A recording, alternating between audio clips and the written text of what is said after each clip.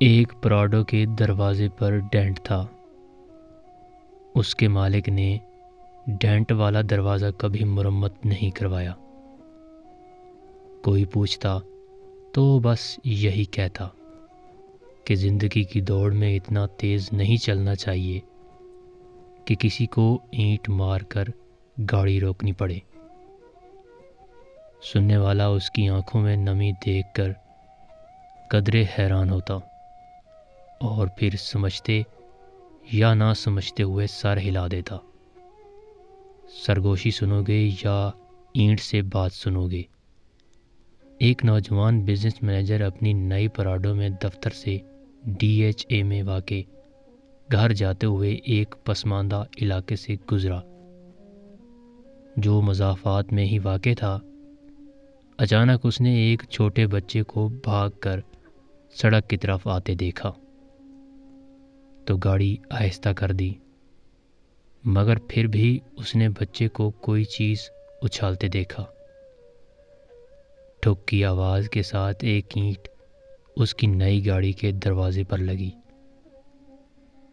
اس نے فوراً بریک لگائی اور گاڑی سے باہر نکل کر دروازہ دیکھا جس پر کافی بڑا ڈینٹ پڑ چکا تھا۔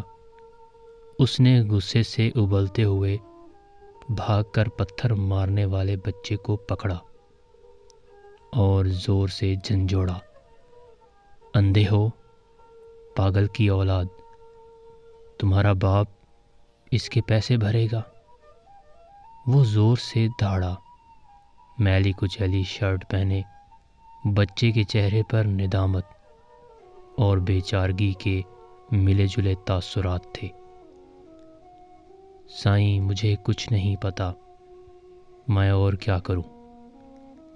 میں ہاتھ اٹھا کر بھاگتا رہا مگر کسی نے گل نہیں سنی۔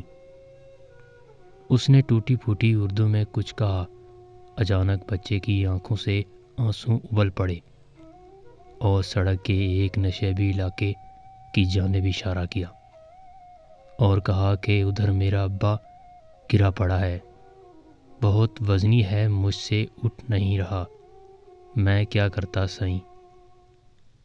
بزنس ایگزیکٹو کے چہرے پر ایک حیرانی آئی اور وہ بچے کے ساتھ ساتھ نشیبی علاقے کی طرف بڑھا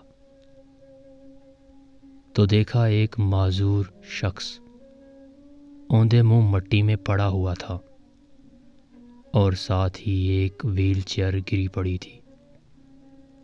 ایسا دکھائی دے رہا تھا کہ شاید وزن کے باعث بچے سے وہیل چیئر سنبھالی نہیں گئی اور نیچے آ گری، اور ساتھ ہی پکے ہوئے چاول بھی گرے ہوئے تھے جو شاید باپ بیٹا کہیں سے مانگ کے لائے تھے۔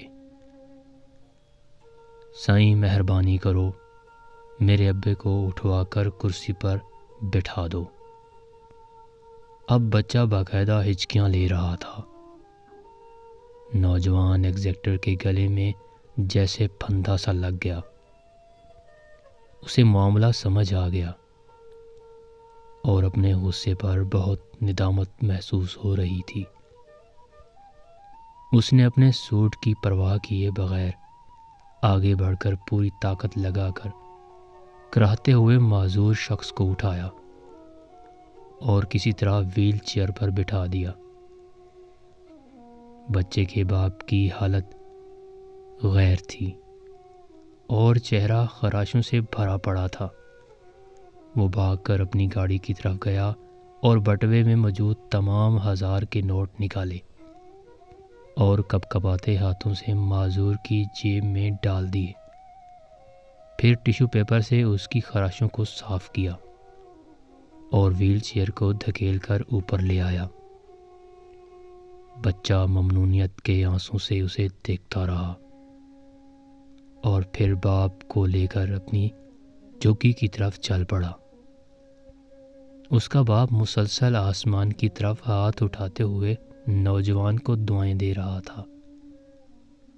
نوجوان نے بعد میں ایک خیراتی ادارے کے تعاون سے جھگی میں رہنے والوں کے لیے ایک جھگی سکول کھول دیا اور اور آنے والے سالوں میں وہ بچہ بہت سے دوسرے بچوں کے ساتھ پڑھ لکھ کر زندگی کی دوڑ میں شامل ہو گیا۔ وہ پراڈو اس کے پاس مزید 5 سال رہی، تاہم اس نے ڈینٹ والا دروازہ مرمت نہیں کروایا۔ کبھی کوئی اس سے پوچھتا تو وہ بس یہی کہتا کہ زندگی کی دوڑ میں اتنا تیز نہیں چلنا چاہیے کہ کسی کی اینٹ مار کر گاڑی روکنی پڑے۔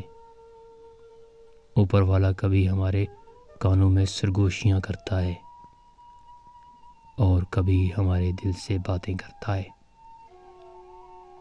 جب ہم اس کی بات سننے سے انکار کر دیتے ہیں تو وہ کبھی کبھار ہماری طرف اینٹ بھی اچھال دیتا ہے، اور پھر وہ بات ہمیں سننی ہی پڑتی ہے۔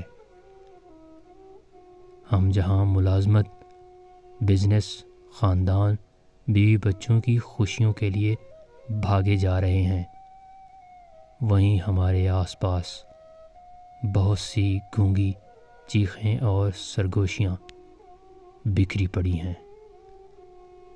اچھا ہو کہ ہم اپنے ارد گرد کی سرگوشیاں سن لیں تاکہ ہم پر اینٹ اچھالنے کی نوبت نہ آئے۔